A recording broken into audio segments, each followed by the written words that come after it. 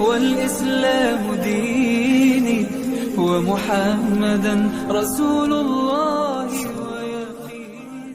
السلام عليكم ورحمة الله تعالى وبركاته. سورة صاحبيال maanta waxaan rabaa inaan fariin yar idin soo gudbiyo taa oo ku saabsan in qof walba oo maanta adduunka nool inuu laga rabo inuu Ilaahay subhanahu wa ta'ala raali geliyo. Sheekh culimadii hore kamid ahaa ayaa yiri waxaan galay Basra waxaan arkay suuqyadeedii oo dhamaantood ay wada xiran yihiin. Dadkii baan weydiiyay waxaan ku yiri maanta maxaa ku dhacay suuqyadii ama maanta maxaa loo xiray ama maanta ma ciid gaar ah ay idin tahay sida daraaddeed ay suuq u xirteen.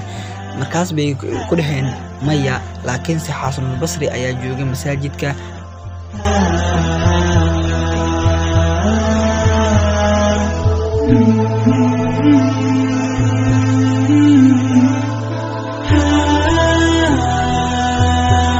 dadkiina uu wacdinayo ama dadkii ayuu maanta khayr u sheegayaan.